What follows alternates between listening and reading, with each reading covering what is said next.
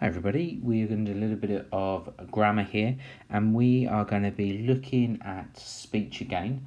And when we use speech, we use what's called reported clauses. Now what we're going to be doing, the common thing that children do when we start writing speech is we use said. So we are going to be looking at synonyms for the word said. So yesterday we looked at direct and indirect speech and the differences. You can pause the video and read those, I'm not going to. But just simply, direct speech is using the actual words that the person has said. Indirect or reported speech is we are not using the exact words. We would be telling somebody. That's the main difference. Now there's some punctuation differences. Pause the video, read through them. I am going to move on. So here we've got some direct speech. If I had to pick just one, I'd say blue, my favourite colour. I'd say blue is my favourite colour, said Noah. Are you busy tonight? Asked Jess. What I want you to do is, can you turn these two pieces of direct speech into indirect speech? So we are going to be telling somebody else what they said. There are different ways to do it, but a nice simple way to do it. Off you go. So let's have a look. We could just say, Noah told me that his favourite colour was blue. We've just taken the meaning or the idea of this one. He's telling us about his favourite colour. Jess asked if I was busy that night. Or tonight. Yeah, nice and simple. We can all do that. So, what we're going to do, just have a think. Today we're going to be concentrating on direct speech. Can you remember any rules for direct speech? What rules can you remember? So you might have... So, first one, hopefully we got every speaker gets a new line. Remember, when we change speaker, they need their own line. Even if it means we work all the way down the page, that's absolutely fine. We need to remember our inverted commas only around the words that are being spoken. We use a capital letter for the word inside the speech marks. So the first word, use a capital letter. And please remember to close the speech marks and use a comma, question mark, exclamation mark to separate what's been said from the speaker. So for example, if it's a question or if it's an exclamation, it's fairly simple. Put a question mark and exclamation mark. If we're going to say our speech and then said something, we would put a comma. We're going to say who's talking in our reported clause, and we try not to use the word said. We can use it sometimes, but it's a very non-descriptive word. It doesn't really tell us anything. So direct speech will almost always need a reporting clause. We saw an example, I believe it was yesterday, where we didn't need it. So if we can naturally follow the flow of the conversation, we don't need it. But it's always a sensible idea to have it more times, have a reporting clause more times than we don't. We might miss one out every now and then, but generally we're going to be following this rule. A reporting clause tells the readers who's speaking and how they spoke. For example, I came first, shouted Frank excitedly. We know that he's shouting. We know how to read this. We know what sort of mood he's in. He's in an excited mood. Because he could have shouted it angrily, and that's very different. So let's have a look. So a reporting clause can come before, after, or split the direct speech. Now, I am going to assume if you're beginning this and finding it a bit difficult, stick with this. This is the most standard version, is to have it afterwards, and it's the easiest to punctuate and it's the easiest to remember how to do correctly. If you feel like you've mastered this after, go before. Not all of the time, so most of it is going to be after. You might chuck in one before every now and then. Don't do it too much. We look here, we've got our comma and then a capital letter. But as I'm going to say it again, most of our speech will be after. Some of you may be able to put it in the middle. Now, I'm not going to explain that in much detail because it can be very tricky. I'm just letting you know that it can be used embedded in the middle. But stick to after, maybe a bit before. I would avoid using embedded one because splitting speech can be quite difficult, especially at this point. When we get further in the year, and maybe when we're a bit more confident with it, and maybe going into year 6, we can then start to put it in the middle and splitting up our speech, but that can cause lots of problems when we're learning it. So I'm going to stick to after, and if you want to extend yourself, go before. Avoid putting it in the middle. Varying the location keeps your writing interesting. But I want us to be confident with the basics before we start to play around too much. So I would keep it as after. Maybe play around with before. So here's an example. We got, should we tell the humans we can speak English? No, definitely not. Now, so we could put should we tell the humans, I'm aware that's wrong.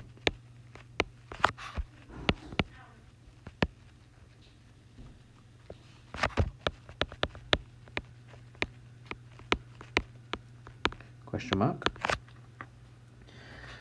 Asked Minion 1 excitedly or inquisitively, or you can have any range of adverbs on there: inquisitively, curiously, excitedly, in deep thought. On another line, we would have no, comma, definitely not.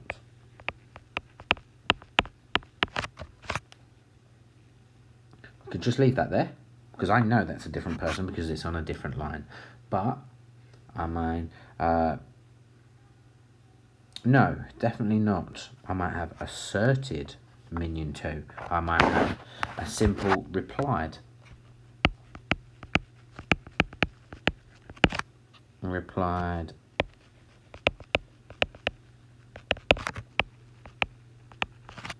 Minion 2. Maybe not the best colour. Red and blue. That's just a quick example. You can see that a new reader has gone on a new line. Yeah?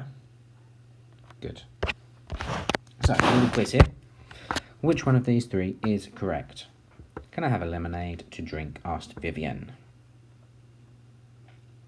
And can you tell me why you think it's correct? The correct answer is, of course, the middle one. What have they done? Why is this one wrong? Well, this one is wrong because our reported clause, you can't see it because it is in the wrong colour. Our reported clause is starting with a capital. And then under normal sentence conventions, after a question mark, we have a capital, but not when we use speech. We notice here, we've got the same ending, but it isn't there. So what was wrong with this? Because we haven't got that there. Well, they forgot their question mark. These sorts of can I question statements are questions. Sentences are questions. So, here's another one. Flynn replied. He said he was going to the park. Flynn replied, he said he was going to the park. Flynn replied, he said he was going to the park. What one do you think? So, we have our correct answer here. Why is this one incorrect? If we look here at the end, we can see that our full stop is outside our speech. We can see they've correctly put a comma and then a capital letter. That is correct because we can see that here. That is correct. So that must mean this one is wrong because of haven't started their speech with a capital letter. Please remember, if you're putting it at the front, a little bit like a fronted adverbial, we're having a comma here. Okay, I think, said Mum, that we'll go to the zoo today. Now this is embedded inside. We haven't covered that too much, but which one do you think and why? That's what's really important. Okay, so it is the bottom one, but why? Here, we are missing a comma. So if we're breaking up a sentence, because actually this sentence and this bit are all being said. We could say, I think that we'll go to the zoo today, said Mum, or suggested Mum. That would make sense, but we've broken it up, and to show that we've broken it up, we've put a comma there. If we said, I think that, said Mum, we'll go to the park today, my comma would be over here. So your comma breaks up the completed speech. And also you'll notice that we have a comma here. What's really interesting, which is why I'm saying leave it out of your writing, that again we're breaking another rule. We've got a comma there, but because this speech is not the start of the speech, it's the start of this bit here, but it's not the start of the speech. The start of the speech is here. We are not using a capital letter. I don't want this to confuse you, so I'm happy for you just to ignore this bit because it can be quite difficult, but I just wanted to make you aware. Okay, I'm going to skip this one because I don't want to confuse anybody. So, today we're going to be writing direct speech following all of the rules. Yeah? We are going to be including how the person says it. We are not going to be using the words said. This is banned. Well, this is banned. We're going to be adding extra action so that our writing doesn't become boring and repetitive. Now, I'm going to give you 5 minutes to create a word bank of different synonyms for the word said. Pause the video, give yourself 5 minutes, off you go. Here are some that you could have come up with. So what I would do is I would pause this video if I was you, and I would write down all of the ones that you particularly like. We've got asserted, we've got guessed, challenged, forewarned, moaned, pronounced, exclaimed, giggled, bragged, boasted, joked, loathed, blurted. And you can use these when you come to your writing. So you can pause this, you can write it down. It's up to you. So, here we go. Think of how we can write this without said. Leave me alone. Demanded the demon. Leave me alone, shouted the demon. Explained. So we can have explained. Obviously you can punctuate it. Demanded.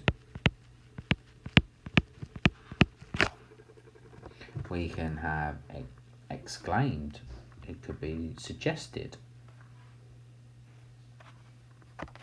Think well done.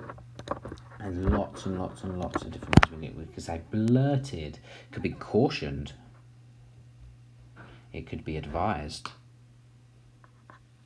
Insisted, the shadow creature. So, what I want you to do is we are going to say, what I want you to do is punctuate this with an appropriate reporting clause. So punctuate the sentence correctly. I want to know how he's saying it.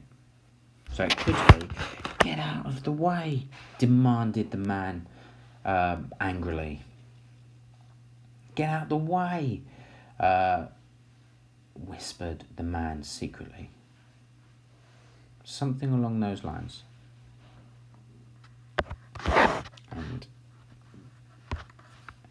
So this is a challenge for everybody today. What I want you to do is write a short dialogue between the characters in either of these two pictures. And I want you to include some sort of description or actions for what they're doing. So it could be, what do you think it is? Whispered, I don't know, Julius as he peered around the corner. You can do both if you want to continue your practice, but ensure you punctuate it correctly. So I would do one and I would check it against the rules that we know. Be really nice. Don't do it too long. I'm not asking for a 2-page conversation that's not punctuated correctly. I would maybe 5 or 6 lines of speech that's punctuated correctly, that has really good reporting clauses on, would have been perfect. If you need a little bit of help, here we can use this frame here for a one chili if you wanted to, and we've got some examples here. But what I suggest is you go back to where I showed you the big table of words per said and give it a go. It'd be really interesting to see what you come up with. And also, just an extra point, try and make your speech flow nicely. So remember, when you talk to your friends, it's not so much a question and answer, but sometimes you might ask a question, answer it, and we might just respond